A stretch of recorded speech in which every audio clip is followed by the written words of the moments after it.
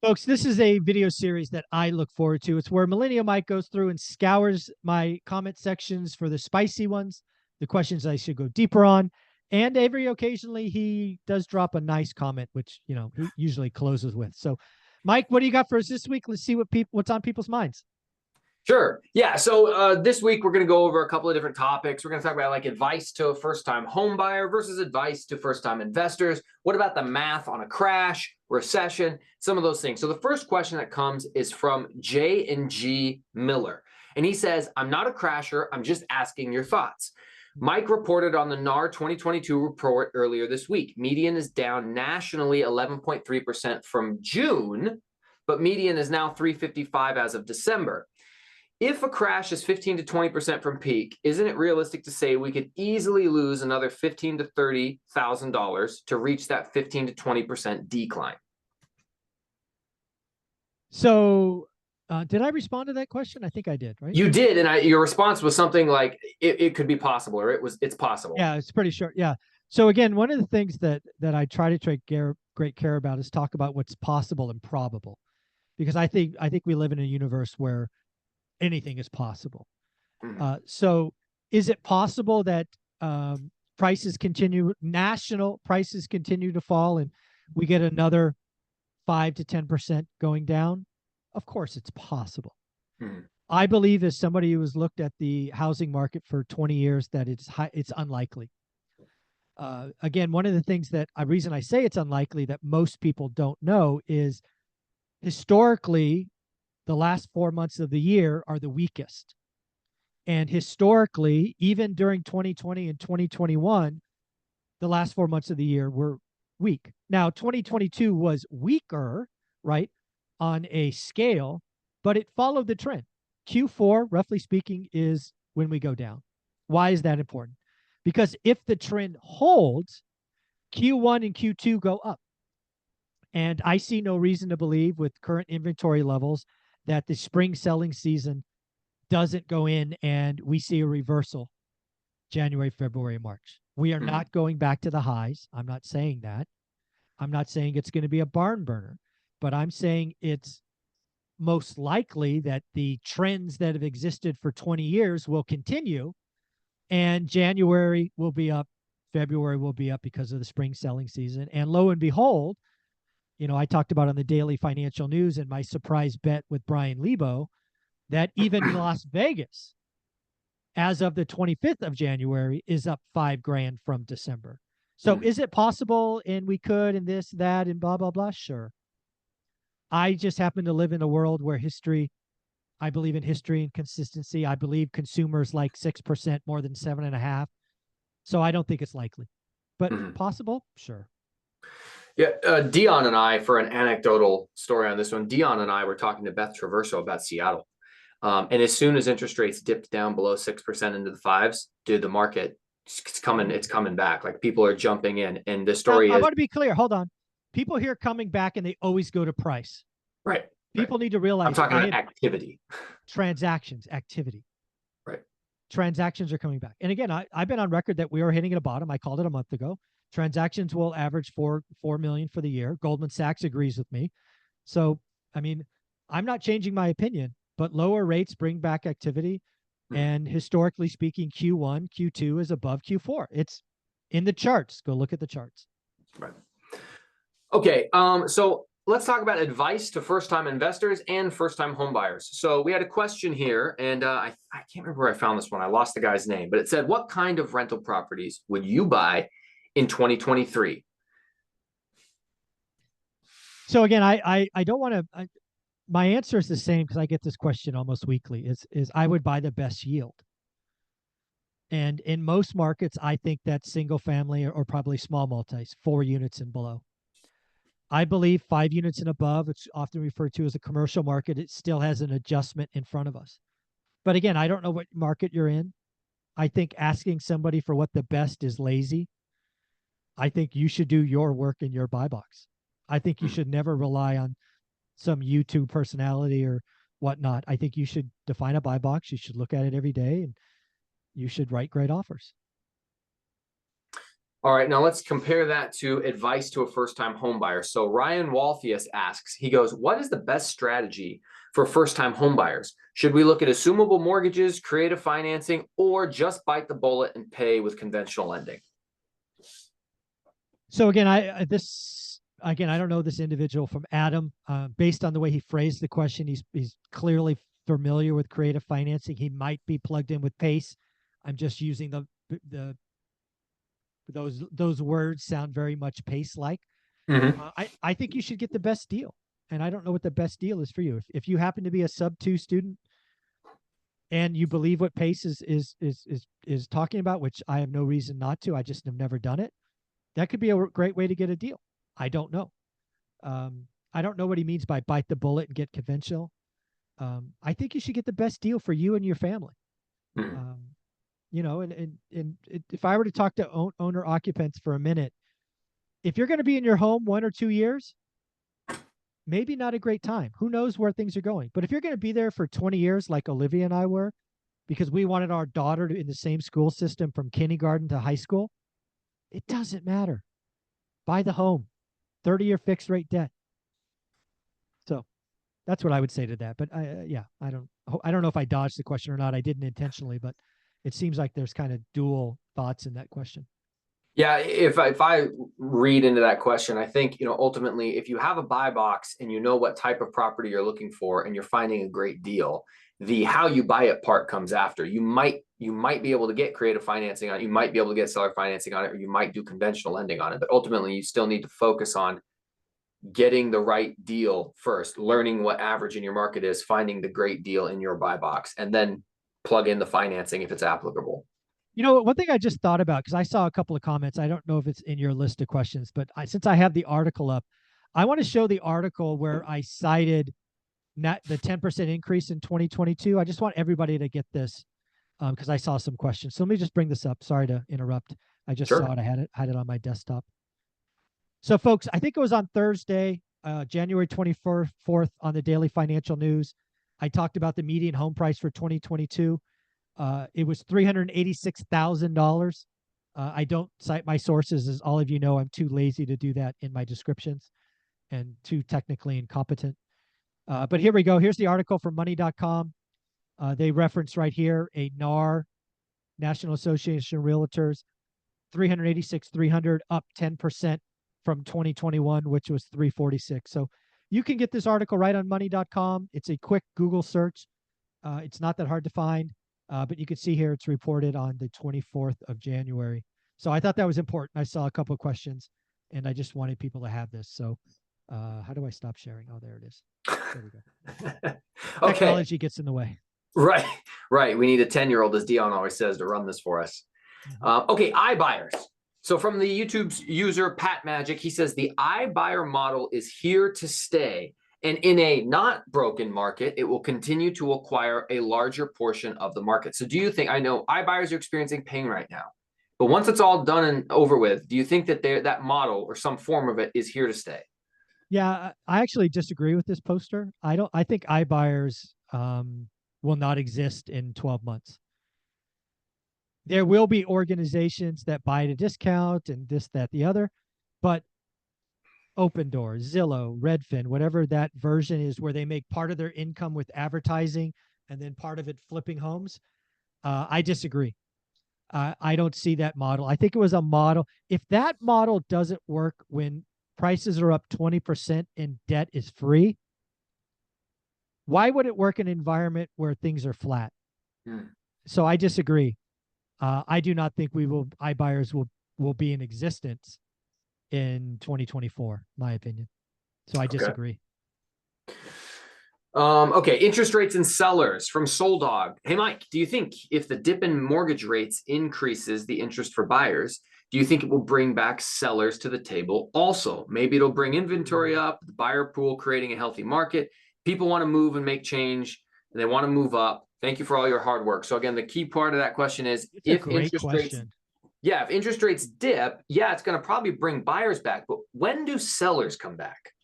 Yeah, so that's frankly the most important question I'm still trying to answer for myself. So I'll give you my current answer, but I reserve the right to have this evolve over time. I've asked myself where I would personally eat a higher mortgage, right? So typically when you move up, you're moving for life reasons, another bedroom, closer to work, newer area, whatever. So when you move up, you are willing and understand that you will have your payment will go up, generally speaking. So I had to ask myself at what rate that would be. So for me, that was about 25%. So if I'm paying $2,000, I'm willing to pay 2,500. Now everybody has the right to make up their own mind. That's just where I got personally. Said differently, if I had a mortgage rate below 3%, it would be really hard for me to get into any rate above 4.5. Mm-hmm. So while mortgage rates going sub 6 will bring buyers back because the FHA and VA buyers and first-time buyers were ignored last year, it's not going to be enough to get the move-up buyer going, which is vital. We do not get back to 6 million transactions until the move-up buyer is cranking. And to me, that's 4.5%. And I just don't know that we get there. I don't know. Okay. Okay. All right. A question on adjustable rate mortgages. This comes from T-Mike.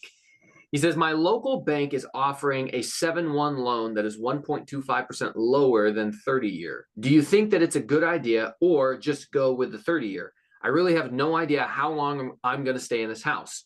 Your response was, I don't like ARMs, but they have their place in certain circumstances. Yeah, again, I don't like one size fits all answers. I would personally never get an ARM. The one time I had an ARM, it almost ruined me on an apartment building, so I'll never do that. But yeah, I mean, everybody's got to be an adult and make their own decision. If you're going to be in a home for 3 or 4 years and you know you're leaving, well, maybe an ARM makes sense. I'm never going to say that because they're not right for me, but maybe in this case it is. I don't know. I don't know their real situation. I think he's looking for me or someone like me to give him blessing, and I'm just going to say, do the work yourself. Mm-hmm. If you're going to stay and you know you will stay less, maybe an ARM makes sense. I would never do one personally, but I'm not most people, right? Or I'm not anybody else. So right. I just know life events change, and if you get an ARM, you are stuck. Yeah. And, I have never signed on the dotted line for an adjustable rate mortgage. All of my debt is fixed year, with one exception. My home equity line of credit is an adjustable rate. And I can tell you from personal experience, it doesn't feel good to have that rate adjust underneath you. So yeah. I borrowed a bunch of money out of my HELOC to do a short-term remodel. Now, I did the remodel and I cashed it out and I got all my original money back plus some. But it's not fun to watch your interest-only payment double in a month from what you had initially projected. Yeah. So if it was me and I was starting out and I sure as heck wouldn't be looking at anything with an adjustable rate mortgage or a balloon as a beginner. You just don't know. You just don't. Yeah. Life is crazy. You might meet a girl. You might meet a boy. You might do this. You might do that. Once you get an ARM, you got an ARM. Right. Okay, let's see here, right here. Okay, so this one comes from Todd, and it starts off pretty spicy, saying that you're clickbait, deserving of the hate. Todd says, you get the hate because your definition of a housing market crash is not what anybody else uses.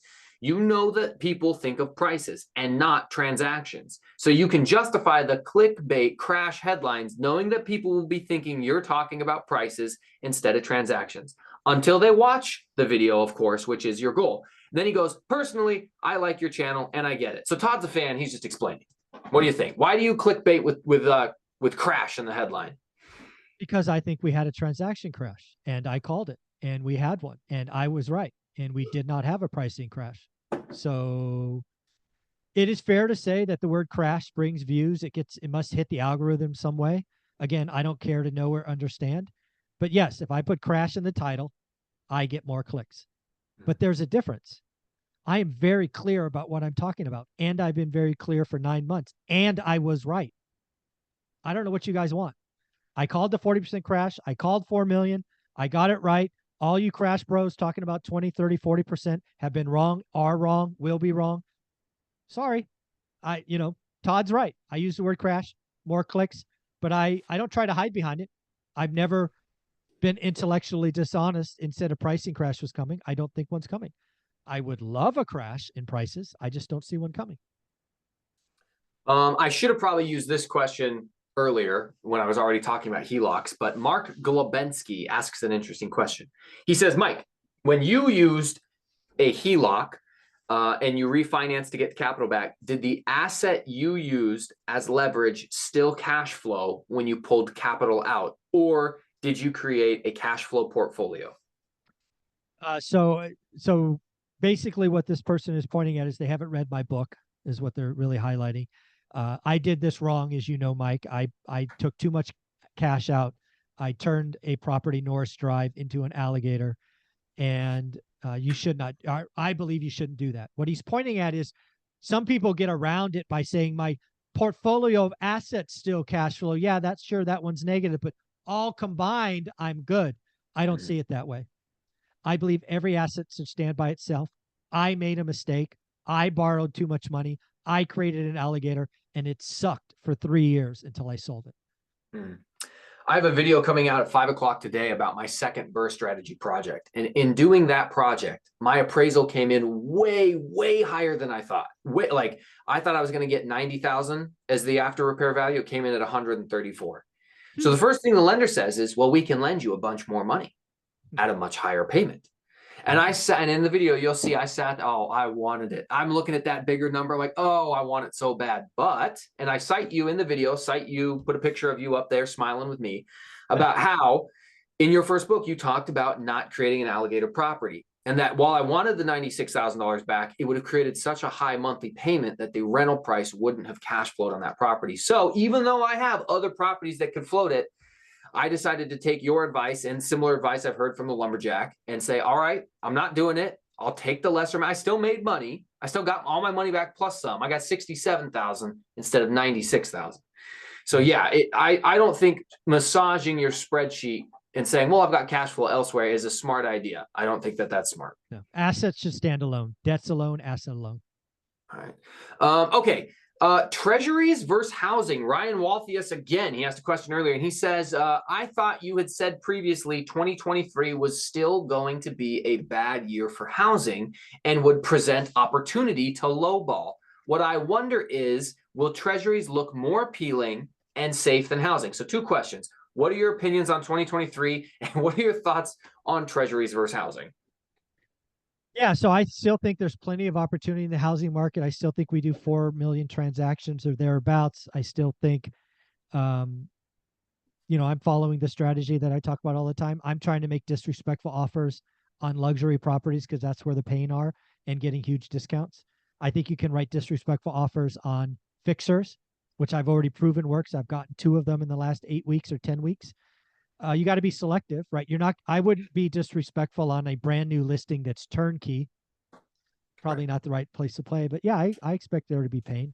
I expect there to be pain in second markets that were dominated by Airbnb. There's plenty of pain coming to the real estate market. To the second half of the question, absolutely. But it's not, that question about treasuries is convoluted with home buyers. The average home buyer is not looking at the treasury rate, where the 10-year treasury comes into impact is accredited investors, guys like me, who've got millions of dollars to deploy if they want. And what we're saying is we're not going to put money into an apartment building or an office building or a warehouse and get 6% when we can get 4% on a treasury. So you're going to see risk capital go to the riskless one, which is treasuries. Absolutely. So that 6% multifamily is going to have to offer 8 or 10 or 12, which is why I think there's so much pain coming to multifamily, right? Because cap rates are going to explode higher. So those are really 2 separate in questions, and you shouldn't convolute the 10-year treasury rise with home buyers because the average home buyer doesn't care or think about it. So I actually have a follow-up. So if people would be more incentivized to get a treasury as the rates of return on treasuries go up, what about the fact that you don't get the same tax advantages? Like you can't depreciate your treasury. You're going to have to pay tax on that where you don't with your rental income. Yeah, I think a lot of people are licking their wounds from the last couple of years, and they're going to be comfortable sitting on 4%. Okay. Just interesting. where we are. That was all of the questions that I had for the day, but we actually have a few videos that we're going to react to in a separate video. So Mike, as always, appreciate you having me on, and we'll look forward to it. Well, not next week, but yeah, it's okay. Well, actually, you know what we're going to do? I'll tell you off air. Thanks.